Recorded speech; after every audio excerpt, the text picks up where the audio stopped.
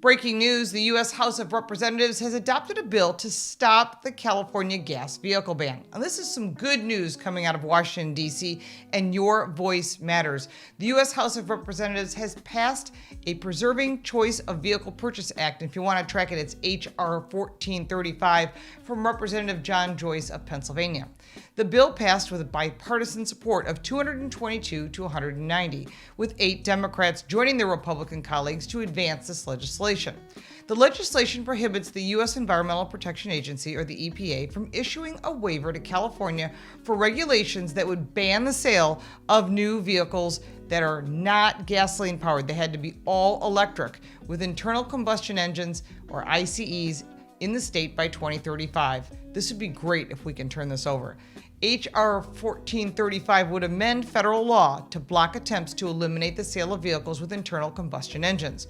Further, this legislation would restrict the Environmental Protection Agency from issuing any future waivers that would ban the sale of new motor vehicles with internal combustion engines. The Preserving Choice of Vehicle Purchases Act was introduced in response to the California Air Research Board, also known as CARB, which I find amusing, not carburetor, but decision is effectively to ban the sale of new cars by 2035 in an effort to force automakers to cease development and production of new gasoline-powered vehicles. Representative Joyce led the fight to ensure Americans can choose the type of motor vehicle that meets their needs best. That means electric vehicles, hybrids, plug-ins, gas, diesel, whatever you want. He quoted, "The last thing my constituents want is another oppressive Biden administration mandate that puts a radical environmental agenda and far-left special interests above their individual freedoms," said Congressman Joyce. "There is nothing more consequential to Americans than the freedom of the open road, and I'm grateful that my colleagues for supporting this important legislation protecting the freedom of all Americans to drive vehicles of their choice," close quote. I just think it doesn't make a difference who's in office. You should have choice because it's about your freedom to choose what works for you.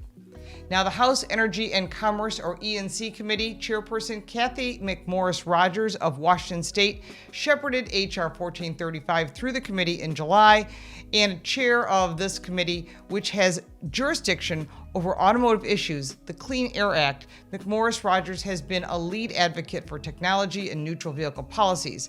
17 other states have similar bans of internal combustion engines that would be triggered if the EPA approves this California request, said Chairman McMorris Rogers. This affects 40% of the United States new vehicle market, and companies don't customize vehicles for every state, so it officially would impact everybody.